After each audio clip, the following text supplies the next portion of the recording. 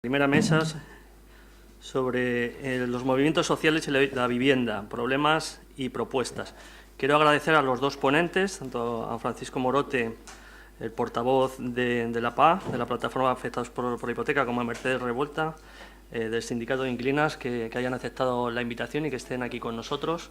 En primer lugar, quería recordar también que hemos puesto esta tarde los movimientos sociales y, a continuación, la mesa política, que muchas veces tenemos que recordar, que sobre todo hace tiempo, que les daba un poco de alergia mezclarse a los políticos con los movimientos sociales.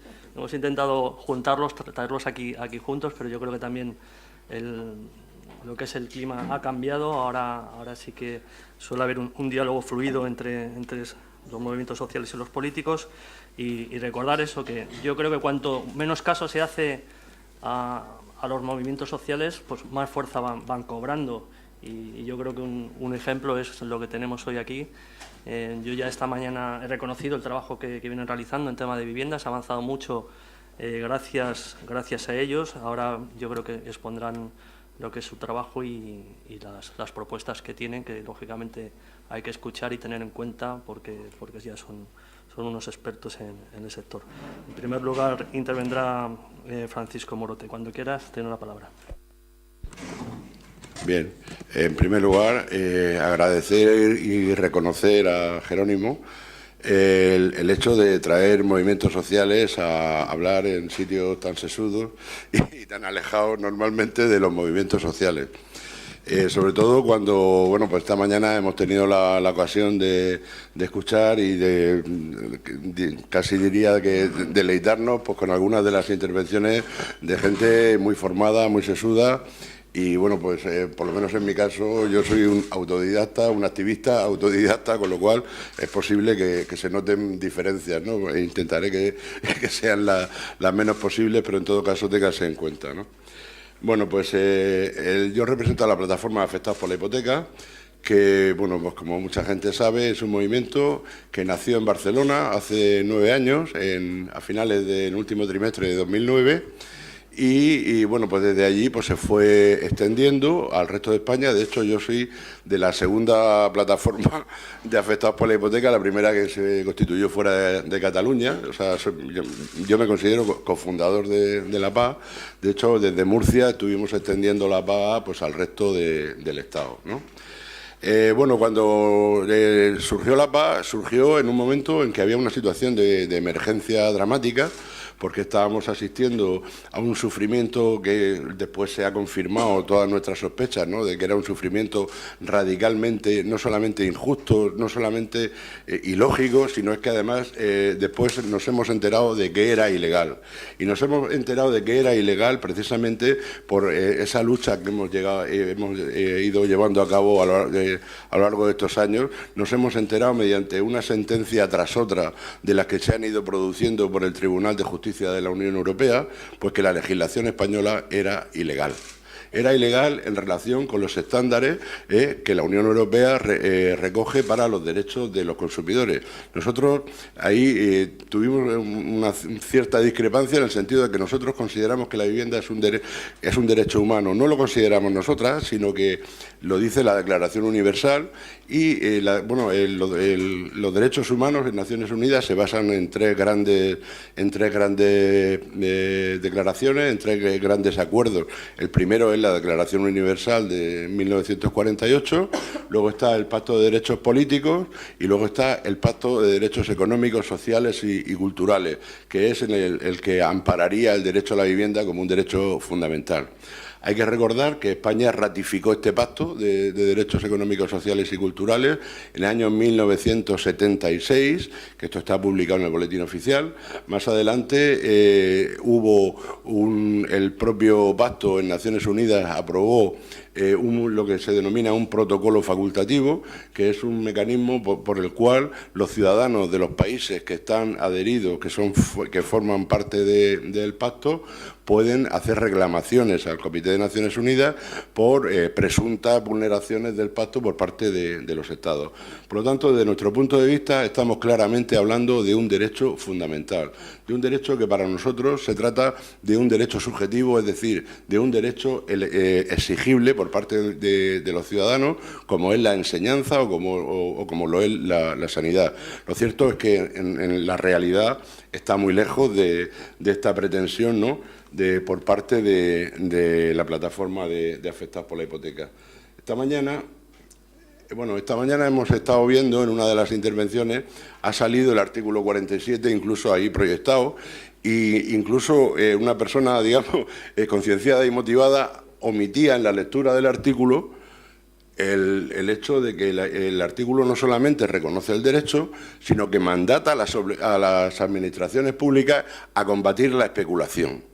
A la vista de los resultados de este artículo 47, pues digamos que con cierta mala uva cabría calificarlo de esos artículos basura que están en la Constitución porque tienen que estar, pero en la realidad no se aplican ni funcionan nunca.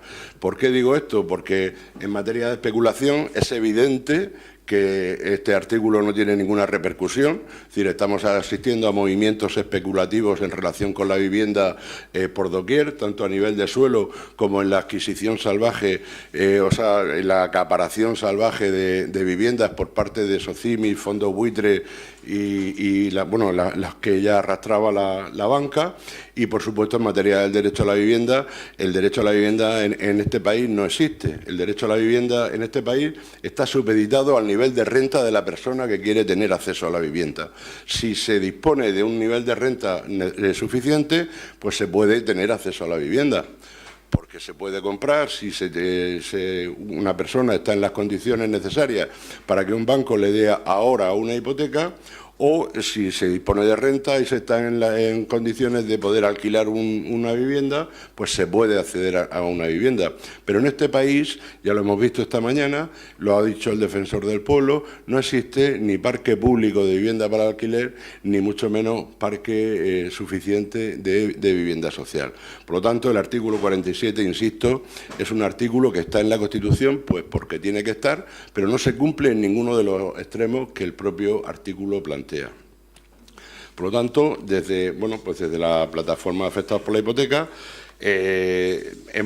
somos como he dicho, una organización que en principio sale a hacerle frente a una situación de emergencia de los desahucios que en aquel momento eran básicamente producidos por impago de hipoteca, por ejecuciones hipotecarias, ejecuciones que, como también he dicho, el Tribunal de Justicia de la Unión Europea ha confirmado que se basaban en procedimientos judiciales absolutamente ilegales y se basaban en contratos hipotecarios que estaban llenos de cláusulas abusivas, todo consecuencia de la inaplicación correcta de una directiva del año 1993, la Directiva 93/13 de la Comunidad Europea, que es la que establece las condiciones que tienen que cumplir los contratos celebrados entre particulares y profesionales.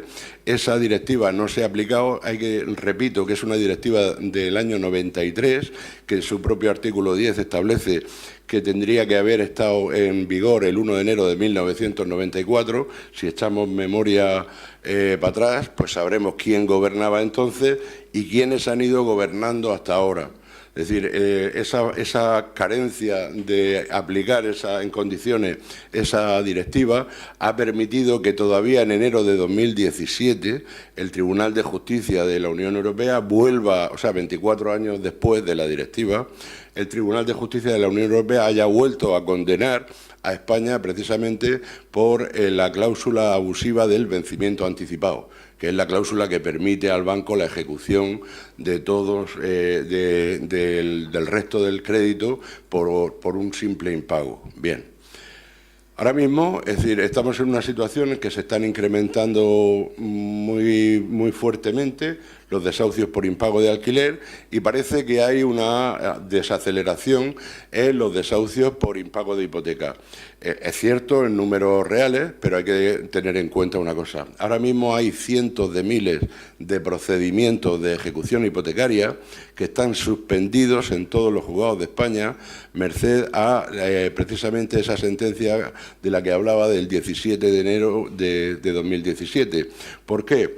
porque a raíz de esa sentencia el Tribunal Supremo de España, ya harto de que el Tribunal de Justicia de la Unión Europea le saque las vergüenzas y le venga corrigiendo en favor de la ciudadanía española, pues plantea una cuestión prejudicial ante el propio Tribunal Europeo, preguntándole ¿qué tiene que hacer? Si, a pesar de que el procedimiento, de que la cláusula de vencimiento anticipado sea abusiva, si puede seguir utilizando el procedimiento de ejecución hipotecaria para los impagos de hipoteca o se tiene que ir al ordinario.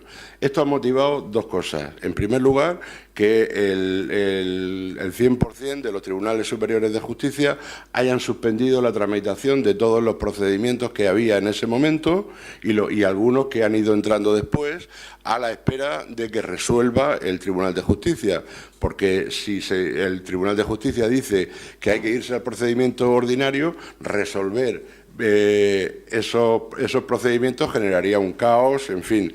Entonces, hay cientos de miles de procedimientos ahora mismo suspendidos en los juzgados que se van a reactivar muy pronto porque el Tribunal de Justicia está a punto ya de dictar sentencia y en función de la sentencia que dicte, los procedimientos o bien se van a reactivar continuando como ejecución hipotecaria o bien los bancos van a tener que interponer procedimientos ordinarios de nuevo, con lo cual de una manera o de otra se van a reactivar y vamos a ver cómo el nivel de desahucio vuelve a situaciones incluso superiores a la época más dura. Ahora mismo, en el primer trimestre de este año 2018, el Consejo General del Poder Judicial dio los datos de desahucios sucedidos en el primer trimestre de este año 2018. Eran cerca de 16.000, 15.800 y pico. Esto nos da una proyección a final de año de en torno a 70.000 desahucios que habrá si no se adoptan medidas de choque inminentes para paralizar esta situación. Por otra parte, nos encontramos también con que en el año pasado el comité del que hablábamos antes de Naciones Unidas, el Comité de Derechos Económicos, Sociales y Culturales de Naciones Unidas, emite un dictamen sobre un caso concreto hacia España, en el cual considera este comité que España ha vulnerado el derecho fundamental a la vivienda en un caso concreto y le plantea 4 recomendaciones al Estado español. Y un momento porque no sé, a ver.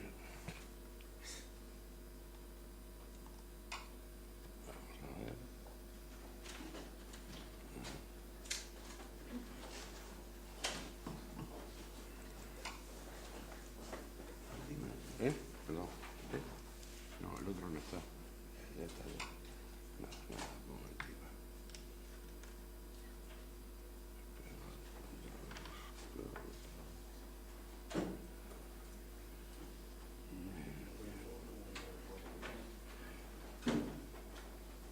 Bien. Bueno, sigo usando la cabeza, que la tengo suficiente. Bien, entre esas recomendaciones, nosotros el comité le llama recomendaciones porque es un comité muy prudente. Desde nuestro punto de vista son obligaciones. ¿Y por qué son obligaciones? En primer lugar, porque España voluntariamente ha aceptado someterse a ese comité cuando firma el acuerdo, cuando firma el tratado. En segundo lugar, porque además ratifica el protocolo facultativo, que es el que permite que los ciudadanos españoles puedan acudir al comité. Y en tercer lugar, porque hay una ley del año 2014, que es la Ley de Tratados Internacionales, que establece varias cosas. Establece, en primer lugar, que los tratados internacionales son de aplicación inmediata y tienen que ser respetados por todas las autoridades administrativas, judiciales, etcétera. En segundo lugar, porque el propio tratado establece que en caso de colisión entre la legislación de España y el tratado, prevalece siempre el tratado. Lo dice la ley. Una ley, digo, del año 2014. Por lo tanto, es decir, desde nuestro punto de vista, más que recomendaciones, son obligaciones. Entre esas obligaciones, el comité plantea las siguientes. Plantea la necesidad de que no se produzcan desahucios sin que exista alternativa habitacional. A familias vulnerables sin que exista alternativa habitacional. Es decir, cuando una familia sin recursos, el juez tiene que hacer lo que se llama un juicio de ponderación, un juicio de proporcionalidad, para determinar cuál de los dos derechos en colisión, el derecho a la propiedad por una parte y el derecho a la vivienda y a la protección de la infancia por otra, es más protegible en la situación, antes de dar una orden de desahucio.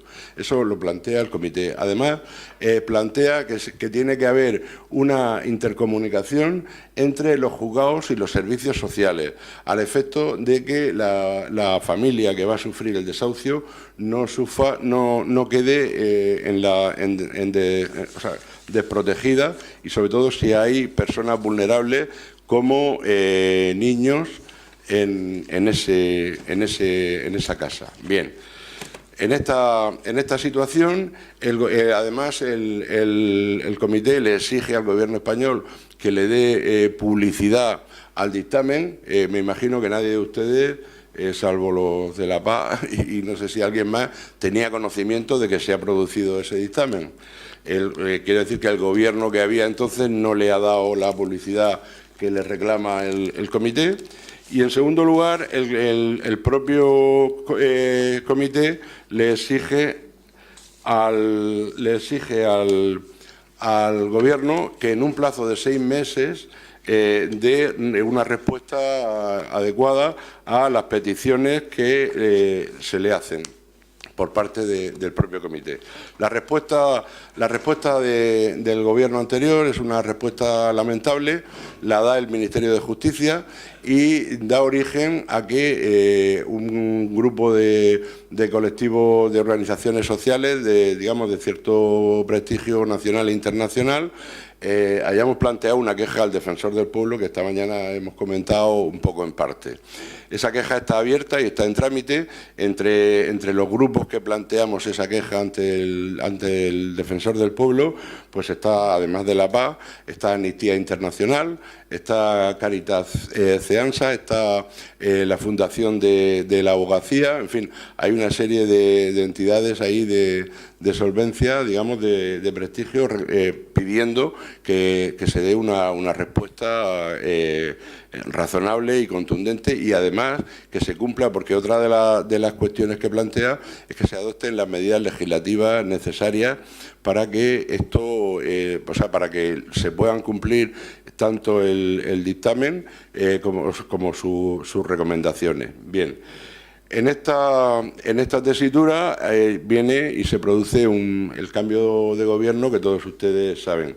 Por otra parte, en La Paz también, en nuestra trayectoria, nosotros presentamos, en el año 2013, fuimos capaces de recoger 1,5 millones de firmas para una iniciativa legislativa popular, que algunos de ustedes seguro que firmaron, que presentamos ante el Congreso, que estaba destinada a no ser admitida a trámite, pero resultó que aquel día apareció muerta una pareja de ancianos en Palma de Mallorca, que habían dejado un escrito en el que anunciaban que se habían quitado la vida porque iban a ser desahuciados y no querían pasar el resto de su vida en la calle. Esto se conoció horas antes de que venciera el plazo de inadmisión.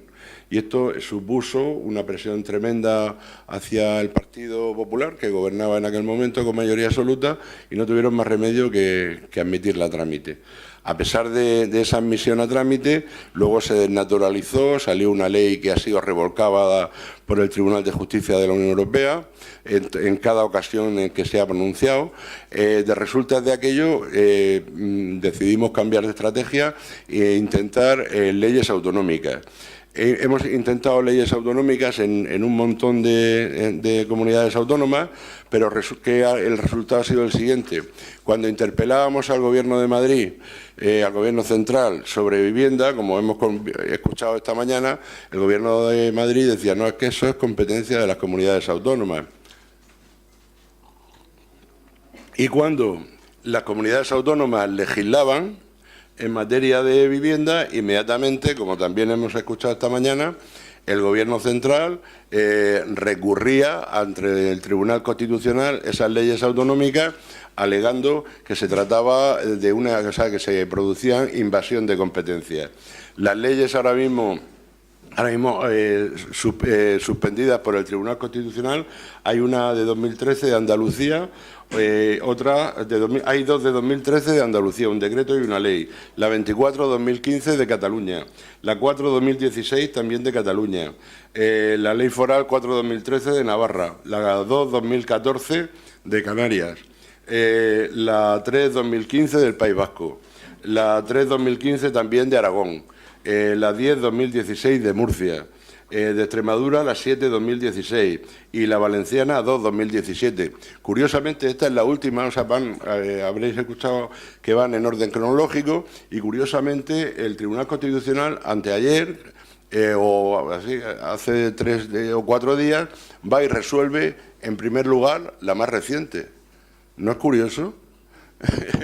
O sea, desde el año 2013 hay leyes recurridas en el Tribunal Constitucional y el Tribunal Constitucional recurre la de 2017.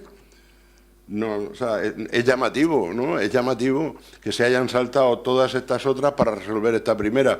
Quizás es porque esta ley de la Comunidad Valenciana establecía el derecho subjetivo a la vivienda. Y quizá porque uno de los planteamientos que desde la plataforma Afectados por la Hipoteca le estamos haciendo al nuevo Gobierno es la petición, la exigencia de la retirada de todos estos recursos. Porque esto se puede hacer, porque se han hecho en otros momentos, la retirada de todos estos recursos para que todas estas leyes puedan estar operativas y puedan estar aplicándose en cada territorio para facilitar el camino, ¿no? El camino a la vivienda. Pues en esa situación nos hemos encontrado esta sorpresa del Tribunal Constitucional, aunque sorpresa entre comillas, porque a lo largo de todos estos años, de todo este proceso, y esto es algo que hemos dicho incluso en el Congreso de los Diputados, en la Comisión de Investigación, hemos visto como el conjunto del aparato del Estado, desde arriba hasta abajo, estaba al servicio de los que estaban provocando un daño injusto y un daño irracional y además un daño ilegal. Hemos visto cómo desde los poderes políticos no se ha hecho nada, ni por aplicar la directiva del año 2013, ni por hacer una ley de vivienda razonable. Hemos visto cómo desde el Poder Judicial los jueces, salvo muy escasas y muy honrosas excepciones, los jueces aplicaban rutinaria y sistemáticamente unas leyes que eran evidentemente injustas, que eran incluso claramente anticonstitucionales, pero las aplicaban con rutina, con toda ausencia de crítica. Simplemente aplicaban esto como si hubieran estado clavando púas, habrían estado dando martillazos. Y por último vimos también cómo el aparato represor del Estado pues nos arrastraba a nosotras, a los vecinos y a todo el mundo que trataba de impedir un desahucio. Resulta que en todo ese mare magnum los únicos que estábamos defendiendo ya no solo la racionalidad, ya no solo la justicia, sino incluso la legalidad, pues éramos los activistas, éramos la gente que tratábamos de impedir eso. Y eso lo hemos estado sufriendo. Por no consumir más tiempo, me voy a la situación de ahora. La situación de ahora es que tenemos ese dictamen que, por una parte, pide la paralización de todos los desahucios sin alternativa habitacional. Nos encontramos con un montón de leyes autonómicas suspendidas y, por otra parte, nos encontramos que, como se ha visto esta mañana, con la ausencia de una ley estatal. Nosotros llegamos en un momento dado a elaborar un proyecto de ley que nosotros le hemos llamado Ley de Vivienda, le llamamos Ley de Vivienda de la Paz, que es una ley pues que desde nuestro punto de vista recoge los instrumentos necesarios pues para hacer frente a todos a la mayor parte, digamos, de la problemática que tiene el tema de la vivienda en España. En primer lugar, esta ley, para hacer justicia, contiene la dación en pago retroactiva. La dación en pago retroactiva simplemente consiste en la cancelación de las deudas pendientes que le quedan a familias que, fruto y como consecuencia de una legislación ilegal, fueron desahuciados en su día y aún después de ser desahuciados y puestos en la calle mantienen deudas con su banco. Consideramos que se trata de deudas ilegítimas y por lo tanto que no se deben de pagar y por lo tanto se deben cancelar.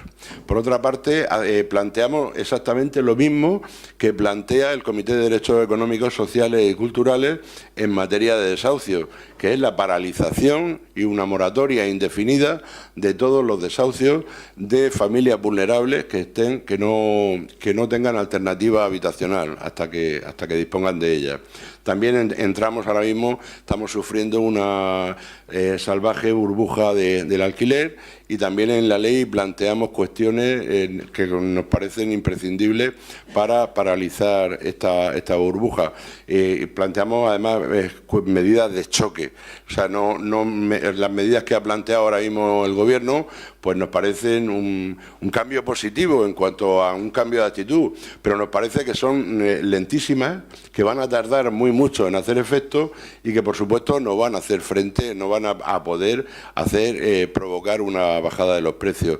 Por eso nosotras en la Ley de Vivienda de la Paz planteamos lo que comentábamos esta mañana, el establecimiento de unos índices de referencia de precios, es decir, unos precios de referencia que los deben de establecer los ayuntamientos en colaboración con instituciones tanto económicas como sociales y que marquen unos precios de referencia en función pues de una serie de características que pueda tener la vivienda y que pueden ser pues todas las que se planteen en esas comisiones, pero que marquen los precios, que impidan abusos y especulaciones, como dice, por cierto, el artículo 47 de la Constitución.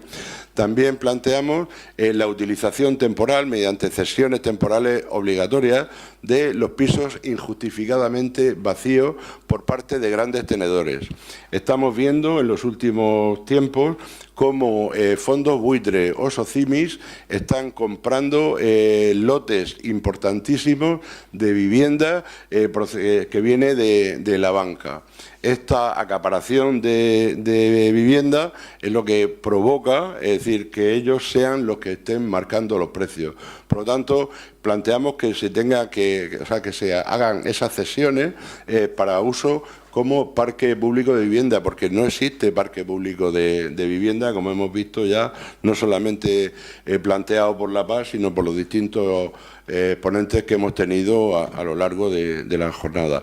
Y por último también planteamos el acceso a los suministros básicos, es decir, lo que hablábamos también esta mañana del tema de la pobreza energética, mediante el establecimiento de mínimos de subsistencia vitales, es decir, mínimos de subsistencia vitales para garantizar pues un mínimo de subsistencia de electricidad, de gas, donde haya, porque hay edificios que no tienen el gas, y también del agua. Cada año se producen en España pues en torno a 7.000 muertes como consecuencia de accidentes derivados precisamente de la pobreza energética. Gente que vemos cada invierno pues que se asfixian con braseros antiguos o que incendios que provocan esos tipos de formas de calor. Y bueno, pues esto lo estamos planteando en la ley. La ley está admitida, la ley sufrió una evolución, digamos. Nosotros la presentamos, nosotros no podíamos presentarla obviamente porque no somos partido, ni tenemos diputadas ni diputados, ni nada de eso. Entonces hablamos con todos los grupos parlamentarios del Congreso. Entonces conseguimos unos apoyos de unos grupos que unos directamente firmaron la ley para que se pudiera ser registrada y otros grupos se comprometieron a apoyarla si llegaba a pleno.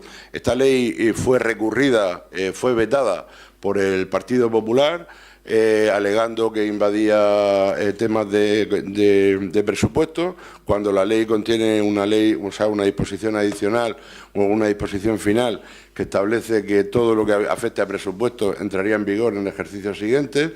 A los pocos días de producirse ese veto, tuvimos conocimiento de que el Tribunal Constitucional hizo pública la sentencia sobre el veto a la LOMCE, que explicaba en esa sentencia, aunque no afectaba directamente a nuestra ley, pero sí explicaba muy claramente cuáles son los métodos y los mecanismos que tiene que tener un veto del Gobierno para que sea válido. Y evidentemente nuestra ley había sufrido un veto fraudulento, un veto injusto, con lo cual se ha vuelto a meter. Y cuando iba a caducar, a vencer el plazo de posicionamiento por parte del Gobierno, pues hubo un cambio de Gobierno. Y ese Gobierno lo que hizo fue no vetarla. Y por lo tanto la ley está ahora mismo pendiente de que la mesa le fije fecha para ir al Pleno, para en el Pleno que se vote la toma en consideración. En este sentido, decir que tenemos el acuerdo del Partido Socialista, de Unidos Podemos, del PNV, de Esquerra Republicana, del PDeCAT, de Compromís y de H. Bildu, de que si la ley llega al Pleno, la ley será tomada en consideración.